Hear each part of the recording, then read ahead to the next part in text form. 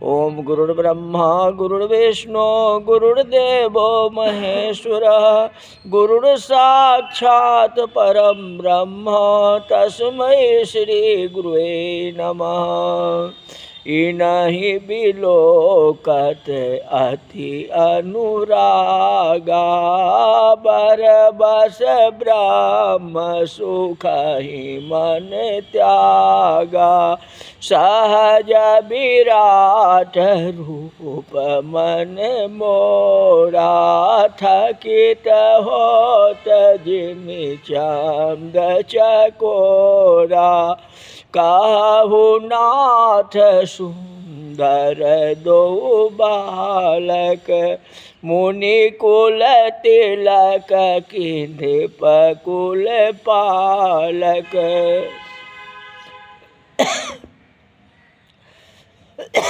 राम कथा।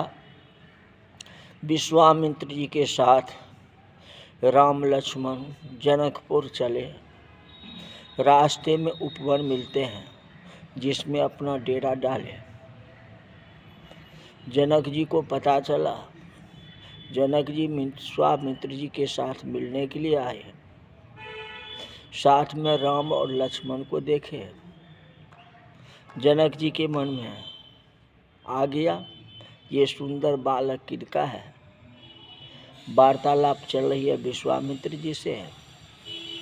कहते महाराज, आज मैं अपना स्वभाव आपके सामने प्रदर्शित करता हूँ। मैं चाहे जहाँ भी हो, मेरा मन निराकार ब्रह्म में ही लगा होता है। हर वक्त भगवान की भक्ति में लीन रहता हूँ। पर इस बालक को देख के मेरा मन निराकार ब्रह्म से हट करके इस बालक में लग गया। जनक जी कहते मेरा मन सहज विरागी है, पर चौकोर दृष्टि जैसे चांद पर लग जाता है, वैसे मेरे जैसे ज्ञानी को ऐसा आकर्षण क्यों? ये कोई अनुराग का खिंचाव है, या मेरे मन में ममता का जन्म हुआ है, या राग है, या अनुराग है? प्रभु हे विश्वामित्र जी, मुझे बताइए। तुलसीदास जी वर्णन करते हैं कि राग और अनुराग दोनों में आकर्षण होता है। अंतर इतना ही है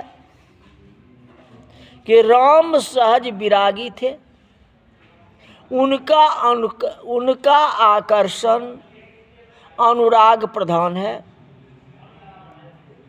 जनक जी कहते हैं इन बालकों का परस्पर प्रेम देखते मुझे लगता है कि नर और नारायण धरती पर अवतार ले चुके हैं। विश्वामित्र जी मन ही मन हंसते हैं। कहते बालक चेहरे से आप जैसे गृहस्थ तो क्या, हम जैसे ऋषि मुनि को भी अनुरागित करते हैं। जनक जी को कहा आप जो कहते हो बिल्कुल ठीक है, ये मुनि कुल के तिलक समान भी है। मुनि कुल तिलक, फिर कहते हैं नृप कुल पालक, राज कुटुंब के पालक भी, और ये बालक भी।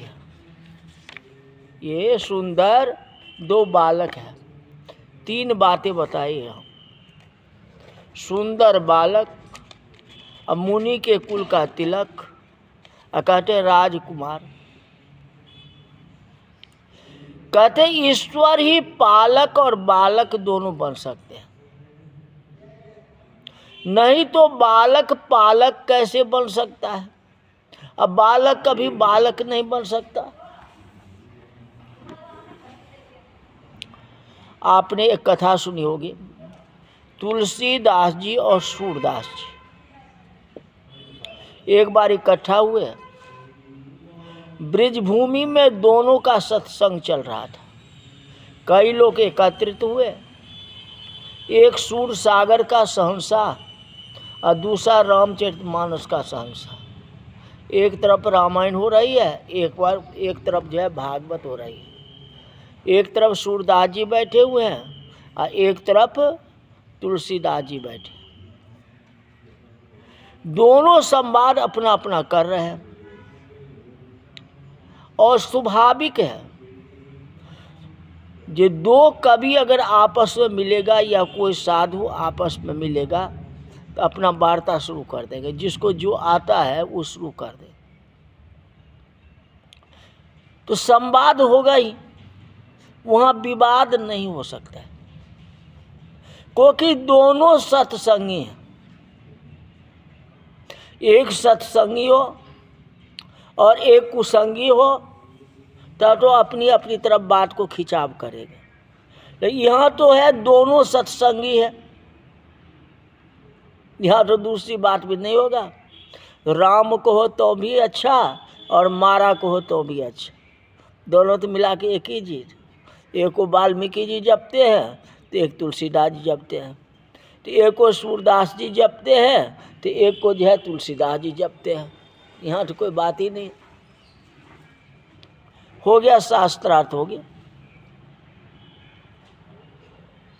और दोनों तरफ की श्रोता बैठे हुए थे, सुन रहे थे और दोनों की सत्संग चल रहा था। एक तरफ सूरदास जी, एक तरफ तुलसीदास जी, एक तरफ श्री राम जय जय राम, और एक तरफ हरे कृष्ण चल रहा था। अचानक एक हाथी पागल होकर के उस तरफ आया। किसने कहा भागो, हाथी पागल हो गया, मार डालेगा। सत्संग करने वाले लोग सारे भाग गए। सत्संग में बैठे लोग कब भाग जाएंगे इसको कहा नहीं जा सकता। सत्संगी भागे तो कोई बात नहीं, क्योंकि दौड़ो हाथी पागल हो गया है, भागो स्वामी।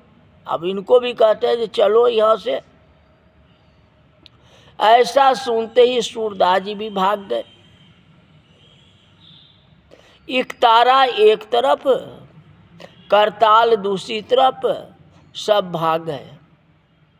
पर तो तुलसीदास जी नहीं भागे। सूरदास जी भाग गए लेकिन तुलसीदास जी नहीं भागे, वही बैठे रहे। निश्चय ही हाथी तुलसी जी को जैसे प्रणाम करके आदर करता हो, ऐसे सूर ऊंची करती हुई तुलसीदास जी के पास से निकल गया। हाथी उन्हें कुछ भी नुकसान नहीं पहुंचाया। हाथी के जाने के बाद सब लोग आ गए। एक सत्संगी सूरदास जी को पकड़ के लाए, उन्हें वहाँ बिठाया। फिर सत्संगी बोले चलो शुरू करो। तुलसीदास जी को आश्चर्य हुआ जो हाथी पागल हो गया। यह सुन के संसारी लोग तो भागे, पर सूरदास जी जैसे संत क्यों भाग गए? उन्हें विश्वास नहीं उनका भगवान कृष्ण उन्हें बचा लेंगे। वे भागे, यह ठीक तो नहीं बात है।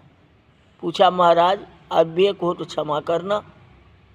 प्रश्न उठता है कि हाथी पागल हो गया, यह जान के आप क्यों भाग गए? संसारिक भाग जाता, श्रोता भाग गए, कोई बात नहीं, लेकिन आप क्यों भाग गए? संसारी भागे तो यह तो ठीक है, पर आप जैसे संत भी भाग जाएंगे तो ये ठीक होगा? क्यों आप भाग गए?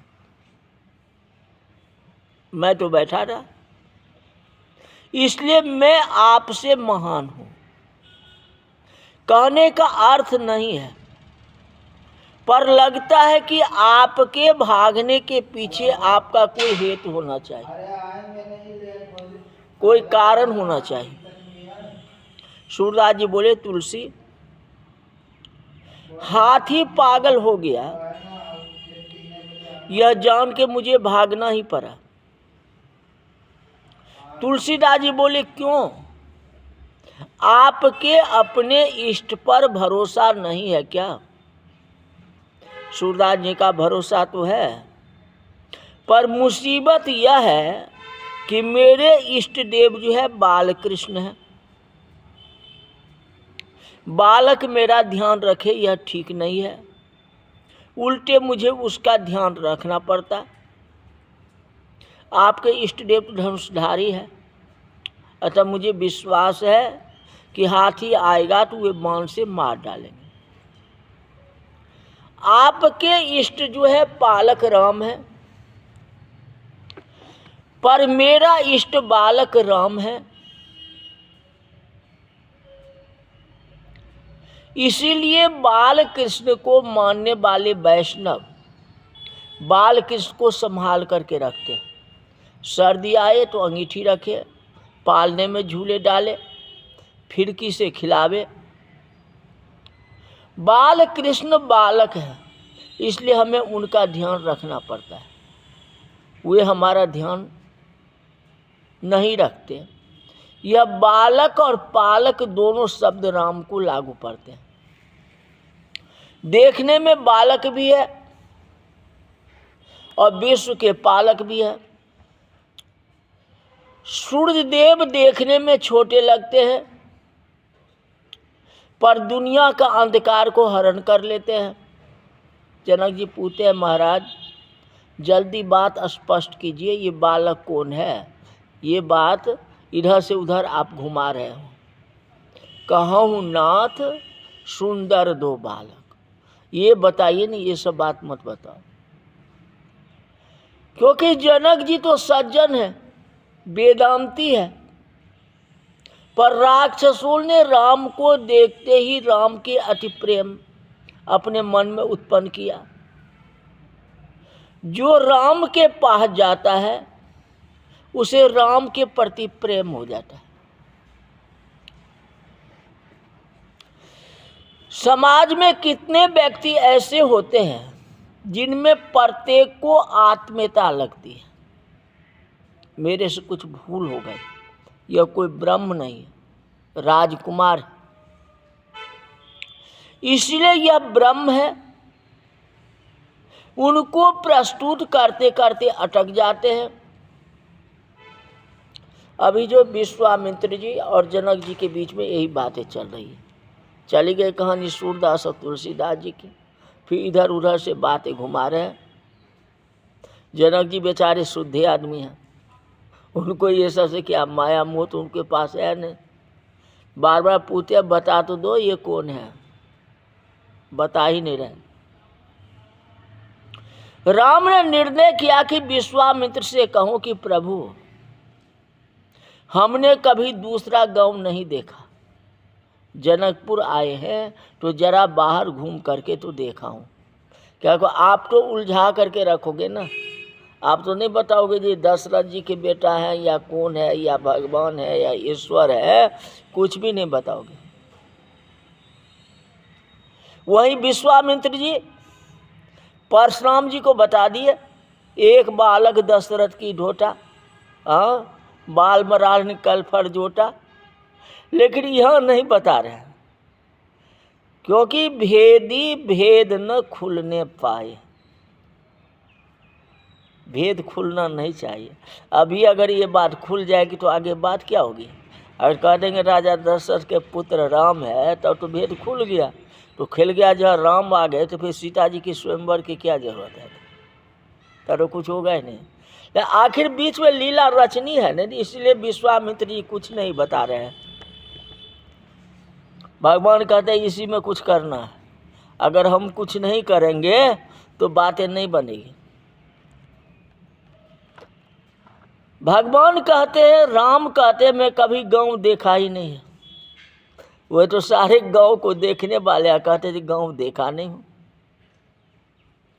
जनकपुर आए हैं तो जरा घूम करके गांव तो देखा हूं, ये कैसा गांव घर है, वहाँ का बाजार कैसा है, दुकान कैसी है, देख तो आए। बाजार देखूं ऐसा कहूं तो विश्वामित्र जी को होगा कि मेरी भूल हो रही है, यह ब्रह्म नहीं है। जो ब्रह्म रहेगा उसको बाजार से मतलब क्या है? बाजार में तो सब कुछ मिलता है। और गांव में जाएंगे तो गांव में तो सज्जन भी मिलेंगे, दुर्जन भी मिलेंगे, सब कुछ। वो तो खाने पीने का या ऐश मौज का तो कोई सामान है नहीं मिलेगा गांव में, उसके लिए तो बाजार ही जाना पड़ेगा ना। इस कहते गांव मुझे देखना। दूसरी बात है, ये ब्रह्म बाजार देखने थोड़े जाएंगे। गुरु साक्षात परम ब्रह्म, उनको बाजार से क्या मतलब? बाजार बनाने वाले तो वही है, संसार बनाने वाले वही है, तो बाजार देखने के लिए क्या है?